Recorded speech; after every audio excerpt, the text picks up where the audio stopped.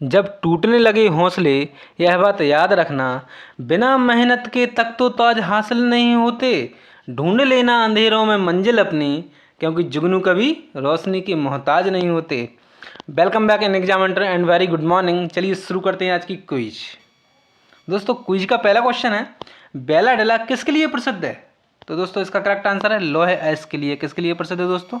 लोहे एस के लिए। ओके दोस्तों, और लोहे एस के जान लेते हैं कौन कौन से होते हैं, जैसे मैग्नेटाइट, लोहे एस के हेमेटाइट, लिमोनाइट और साइडराइट। ये सारी क्या है? लोहे एस के हैं दोस्तों। इसमें सबसे महत्वपूर्ण लोहे एस कौन सा है दोस्तों? मैग्नेटाइट। कौन सा है? मैग्नेटाइट। क्योंकि इसमें दोस्तों 60 से 70% लोहा पाया जाता है। कितना? 60 से 70% लोहा। ओके दोस्तों, ध्यान रखना। और उत्पादन की यदि बात किया है तो कौन सा राज्य जो सर्वाधिक उत्पादन करता है? वह है उड़ीसा। कौन सा राज्य? उड़ीसा सर्वाधिक उत्पादन करता है लोहा एस का। और विश्व स्तर की बात किया जाए तो विश्व स्तर में कौन सा है दोस्तों? ऑस्ट्रेलिया। कौन सा है? ऑस्ट्रेलिया। इस सारे पॉइंटों को ध्यान में रखना। यदि मैं जल्दी जल्दी बताता हूँ तो मैं डिस्क्रिप्शन बॉक्स में इसका पीडीएफ की लिंक दे दूंगा, जिससे आप उसको डाउनलोड करके आसानी से पढ़ सको, आराम से, धीरे धीरे। ओके दोस्तों, इन सारे पॉइंटों को ध्यान रखना। चलिए आगे बढ़ते हैं। 3 सेकंड्स किस खेल से संबंधित है? 3 सेकंड्स जो है दोस्तों बास्केटबॉल से संबंधित है। किससे? बास्केटबॉल से। चलिए आगे बढ़ते हैं। ऑपरेशन फ्लड संबंधित है। ऑपरेशन फ्लड किससे संबंधित है? इसका उत्तर है दूध डेयरी। क्या? दूध डेयरी। ओके दोस्तों, दूध डेयरी से दोस्तों वर्गीज कुरियन की याद आ जाती है, श्वेत क्रांति याद आ जाती है। ओके दोस्तों, दूध डेयरी का विकास जो प्रारंभ कब से हुआ? 1970 से। कब से हुआ? 1970 से। किसने प्रारंभ किया था? डॉक्टर वर्गीज कुरियन। साइड में जो इमेज देख रहे हो ये डॉक्टर वर्गीज कुरियन जी की है। ओके दोस्तों, और दोस्तों इसी यही जो ऑपरेशन फ्लड है दोस्तों आगे चलकर श्वेत क्रांति में परिवर्तित हुआ। ओके दोस्तों, चलिए आगे बढ़ते हैं। कौन सा देश नवजात शिशु से अंगदान करने में सफल हो गया है?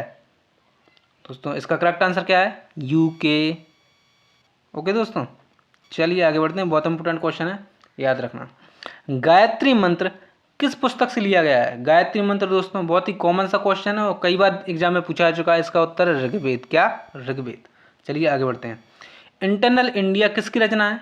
इंटरनल इंडिया श्रीमती इंदिरा गांधी जी की रचना है। किसकी? इंदिरा गांधी जी की। ध्यान रखना। और भी लेखक और उनकी रचनाएं देख लेते हैं, जैसे मेघदूत किसकी रचना है दोस्तों? कालिदास की। किसकी? कालिदास की। कॉमन क्वेश्चन है, बहुत इंपॉर्टेंट क्वेश्चन है। ओके दोस्तों, उर्वशी किसकी रचना है? रामधारी सिंह दिनकर की। जजमेंट किसकी रचना है? कुलदीप नैयर की। और the world is I see it, यहाँ पे दिख नहीं रहा है तो यहाँ पे लिख देता हूँ आई सी इट। ये किसकी रचना है दोस्तों? यह है अल्बर्ट आइंस्टीन की। ध्यान रखना दोस्तों, बहुत इंपॉर्टेंट क्वेश्चन है। चलिए आगे बढ़ते हैं। एक स्वस्थ मनुष्य का रक्तचाप होता है, कितना होता है दोस्तों? इसका कॉमन सा क्वेश्चन है, इसका उत्तर है 120/80। ध्यान रखना दोस्तों। चलिए आगे बढ़ते हैं। नट पूजा किस राज्य का लोक नृत्य है? नट पूजा दोस्तों असम राज्य का लोक नृत्य। किसका?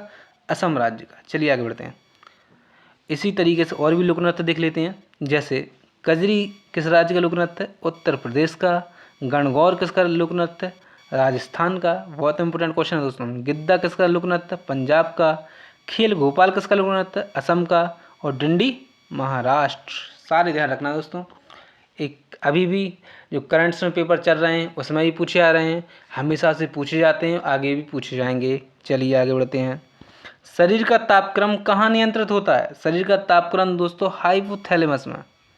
बायोलॉजी का बहुत ही इंपॉर्टेंट क्वेश्चन, बहुत गजब क्वेश्चन। हाइपोथैलेमस में तापक्रम नियंत्रित होता है। जीडीपी के आधार पर भारत का स्थान है, कौन सा स्थान है? 7वां। चलिए आगे बढ़ते हैं। कौन सा मेट्रो शहर भारत का पहला वाईफाई सक्षम शहर बन गया है? तो मेट्रो शहर दोस्तों कौन सा है? वह है कोलकाता। कौन सा है? कोलकाता। वाईफाई सक्षम शहर बन गया है, वाईफाई लग गया है सब जगह। ओके दोस्तों, एक क्वेश्चन और दोस्तों कि कौन सा शहर है दोस्तों जो सबसे पहले जिसमें मेट्रो चली या फिर मेट्रो शहर बना, वो कौन सा है? कोलकाता। इसको फिर से ध्यान रखना। ओके दोस्तों, यह है दोस्तों इसका जो नींव रखी गई थी वो कब? 1972 में रखी गई थी। ओके दोस्तों, और इसका जो शुभारंभ हुआ कब हुआ? 1984 में। यानी कि 72 से लेकर 84 तक, यानी कि 12 साल जो हैं इसको बनने में टाइम लगा। ओके दोस्तों, एक क्वेश्चन और है दोस्तों कि अपने भारत में कितने मेट्रो शहर हैं। बहुत इंपॉर्टेंट क्वेश्चन है। तो इसका करेक्ट आंसर क्या है? 15 मेट्रो शहर। कमेंट बॉक्स में यह ज़रूर बताइएगा कौन कौन से शहर हैं दोस्तों, जितने आप जानते हो, लेकिन कम से कम 6 तो बताइएगा। ओके दोस्तों। और एक क्वेश्चन और रेलवे से इम्पोर्टेंट, क्या क्वेश्चन है दोस्तों कि पहली सौर ऊर्जा से संचालित ट्रेन का नाम बताइए। ऐसा क्वेश्चन पूछ लिया जाता है। इसका करेक्ट आंसर क्या है? डेमू। क्या? DEMU। इसका पूरा नाम क्या है? Diesel, D for diesel, E for electric, M for multiple, U for unit. एक बार फिर से, D for diesel, E for electric, M for multiple, U for unit. एक कब चलाई गई थी दोस्तों? 2017 में। इसका दोस्तों किसने चलवाई थी? सुरेश प्रभु ने हरी झंडी दिखाई थी। कहाँ चली थी? दिल्ली में। ध्यान रखना दोस्तों। ओके दोस्तों, सारे पॉइंटों को ध्यान में रखना, बहुत इंपॉर्टेंट है दोस्तों हर एग्जाम के लिए। चलिए आगे बढ़ते हैं। अंतरिक्ष में कुल कितने तारामंडल हैं? अंतरिक्ष में दोस्तों 89। कितने? 89 तारामंडल हैं। स्टैटिक जी की क्वेश्चन है, बहुत शानदार क्वेश्चन। चलिए आगे बढ़ते हैं। योजना आयोग का प्रतिस्थापना किससे हुआ है दोस्तों? पूछ रहा है, जिसको पहले योजना आयोग कहते थे, अब इसको नया नाम क्या है दोस्तों? उसका नया नाम है नीति आयोग। क्या? नीति आयोग। पहले इसको योजना आयोग के नाम से जानते थे। दोस्तों आपके लिए इतने महत्वपूर्ण क्वेश्चन इतने अच्छी तरीके से बताता हूं दोस्तों। एक सब्सक्रिप्शन तो बनता है दोस्तों, नए हो तो सब्सक्राइब कर लेना, एक लाइक तो ज़रूर कर दीजिएगा दोस्तों, और वीडियो को ज़्यादा से ज़्यादा शेयर कीजिएगा दोस्तों। इससे दोस्तों मुझे बहुत मोटिवेशन मिलता है दोस्तों।